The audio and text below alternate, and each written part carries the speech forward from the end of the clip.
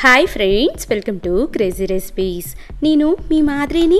ఇవాల్టి మన tasty special recipe ఏంటంటే, మీరు అలా నోట్లో వేసుకుంటే ఇలా కరిగిపోయేలాగా స్వీట్ తినాలి అనుకున్నారంటే రెండు ముక్కలు మన ఇంట్లో బ్రెడ్ ఉన్నా చాలండి. ఇలాగ టేస్టీగా బ్రెడ్ హల్వాని తయారు చేసుకోవచ్చు. మెత్తగా ఉంటుంది, ఎంత తిన్నా కానీ తినాలి అనిపిస్తూనే ఉంటుంది.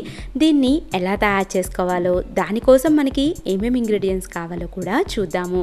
ముందుగా బ్రెడ్ హల్వా తయారు చేసుకుంటానికి ఇక్కడ నేను 5 పీసెస్ బ్రెడ్ని తీసుకున్నాను. మీరు ఇలాగా మీకు ఎంతైతే క్వాంటిటీ కావాలో అంత క్వాంటిటీ బ్రెడ్ని తీసుకోండి. దానికి ఉన్న సైడ్స్ మొత్తాన్ని తీసేసేయండి. ఆ సైడ్స్ పారేసుకోవాల్సిన అవసరం లేదు. దాన్ని మనం బ్రెడ్ క్రమ్స్ తయారు చేసుకునేటప్పుడు వాడుకోవచ్చు ఇంకొక రెసిపీలోకి. ఇలాగే మొత్తాన్ని కూడా కట్ చేసి వాటిని తీసేద్దాము. చూసారా, నెక్స్ట్ ఇలాగా మనం వీటి మొత్తాన్ని కూడా చిన్న చిన్న ముక్కలుగా కట్ చేసుకోవాలి. ఇలాగ కట్ చేసుకోవటం వల్ల మనకి ఫ్రై చేసుకుంటానికి ఈజీ అయిపోతుంది. తర్వాత మనం స్టవ్ మీద ఇలాగ వెడల్పాటి బాండీలోకి డీప్ ఫ్రైకి సరిపడా ఆయిల్ని కానీ, లేదా మీరు నెయ్యితో కావాలనుకుంటే కొంచెం నెయ్యి వేసుకొనైనా వీటి మొత్తాన్ని కూడా మంచి గోల్డెన్ కలర్ అయ్యేదాకా ఫ్రై చేసుకోవచ్చు. మీకు డీప్ ఫ్రై చేసుకోవటం ఇష్టం లేదు అనుకుంటే కొంచెం నూనెని కానీ నెయ్యిని కానీ బాండీలోకి వేసుకొనైనా వీటన్నిటిని ఫ్రై చేసుకోవచ్చండి. ఇలాగే మిగిలిన ముక్కలన్నిటినీ కూడా ఫ్రై చేసుకొని ఒక పక్కకి పెట్టుకుందాము. ఇప్పుడు హల్వాని ఎలా తయారు చేయాలో చూద్దాము. ఇప్పుడు బాండీ పెట్టుకొని దాంట్లోకి అరకప్పు వాటర్ని యాడ్ చేసుకోండి. అరకప్ అంటే ఒక 100 ml వాటర్ అనమాట. మనం టీ తాగుతాం కదండి, ఆ కప్పుతోటి వాటరు. ఇప్పుడు అదే కప్పుతోటి 1 కప్పు కాగపెట్టి చల్లార్చిన పాలను కూడా యాడ్ చేద్దాము. పాలని ముందుగానే కాగపెట్టి చల్లార్చుకోవాలి. ఇప్పుడు ఈ రెండు కూడా ఒక పొంగు వచ్చాక దీంట్లోకి అరకప్పు పంచదారను కూడా యాడ్ చేద్దాము. ఇక్కడ నేను పంచదారను వేస్తున్నాను, మీరు కావాలంటే బెల్లాన్ని కూడా వేసుకోవచ్చు.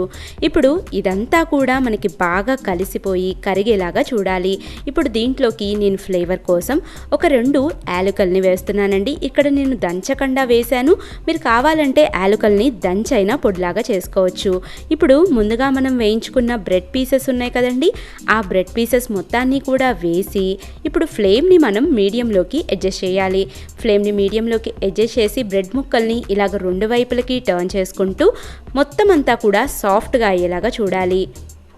ఒకటేసారి ప్రెస్ చేయవాకండి, జస్ట్ ఇలాగా మనం తిప్పితే 2 నిమిషాలకి అవే మెత్తగా అయిపోతాయి. ఇలాగ మొత్తం మెత్తగా అయిపోయాక మొత్తాన్ని కూడా నేను వీడియోలో చూపిస్తున్నట్టుగా మిక్స్ చేస్తూ కలుపుకోండి. చూసారా, ఇంతే అండి బ్రెడ్ హల్వా. కొంచెం దగ్గర పడితే మనకి వేడి టేస్టీ బ్రెడ్ హల్వా తయారైపోతుంది. మీరు స్వీట్ తినాలి అనుకోవటమే ఆలస్యం, మనం ఈజీగా తయారు చేసుకోవచ్చు. మొత్తం అంతా కూడా బాగా కలిసిపోయింది కదా. ఇంకొక 2 నిమిషాల పాటు ఇలాగే ఉంచుదాము. ఇక్కడ నేను కొంచెం నెయ్యిని తక్కువ వాడుతున్నాను, మీరు కావాలంటే ఎక్కువ నెయ్యి వేసుకొనైనా కూడా ఈ బ్రెడ్ హల్వాని తయారు చేసుకోవచ్చు.